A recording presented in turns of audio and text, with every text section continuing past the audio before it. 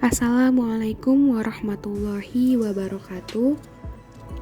Nama saya Nasyada Ranabila, nomor pokok mahasiswa 2008260013.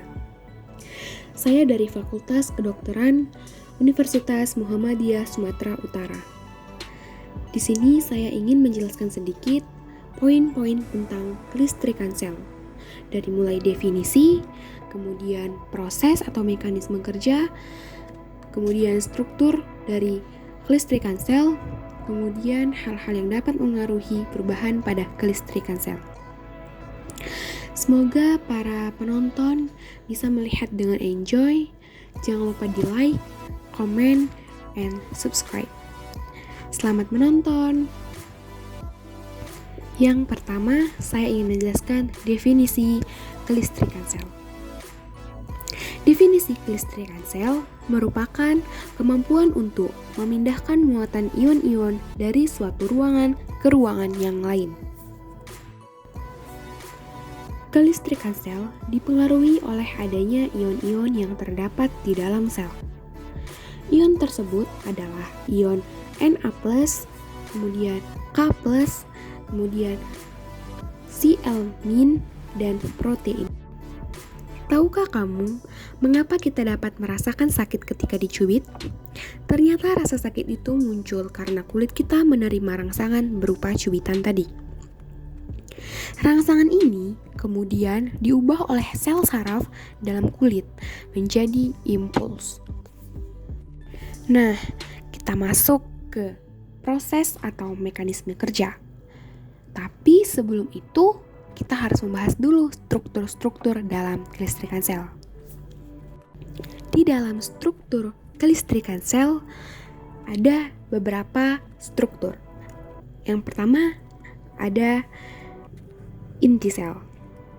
Inti sel adalah bagian dari sel saraf manusia yang berfungsi mengatur kegiatan sel saraf. Namanya saja sudah inti, maka dia yang mengatur sel saraf. Istilahnya, kalau dikatakan dia patokan dari sel-sel saraf lainnya. Kemudian ada badan sel. Badan sel bertanggung jawab untuk menerima rangsangan dendrit dan meneruskan ke akson.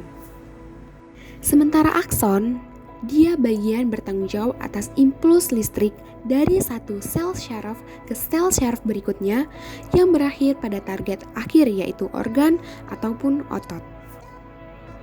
Kemudian ada dendrit. Bagian ini bertanggung jawab menerima impuls dari yang bergerak melalui badan sel atau sel saraf lain yang berisi nukleus. Kemudian ada nodus Ranvier, yaitu bagian sel saraf yang berfungsi untuk mempercepat impuls sel saraf ke otak ataupun sebaliknya.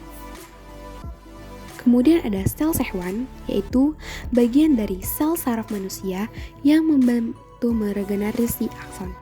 Meregenerasi artinya memperbaiki. Yang terakhir ada sinapsis. Sinapsis berfungsi untuk mengirimkan impuls dari sel saraf ke sel saraf yang lainnya. Ada yang ketinggalan, yaitu selubung mielin yang membantu dalam kecepatan impuls listrik yang melewati sel saraf. Nah, ini terdapat gambar dari sel saraf. Terdapat struktur-strukturnya yaitu nukleus, dendrit, selubung mielin, badan sel, inti sel, nodus Ranvier, sel Schwann, dan sinapsis.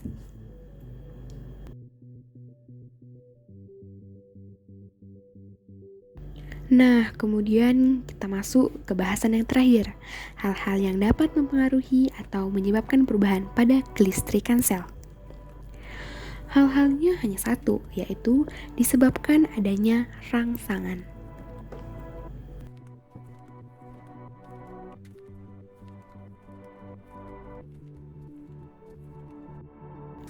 Mungkin hanya ini yang bisa saya sampaikan tentang kelistrikan sel. Jika ada salah kata dalam ucapan dan penulisan, saya mohon maaf. Saya akhiri, Assalamualaikum warahmatullahi wabarakatuh. Sekali lagi, jangan lupa di like, di komen, dan di subscribe. Selamat belajar semuanya.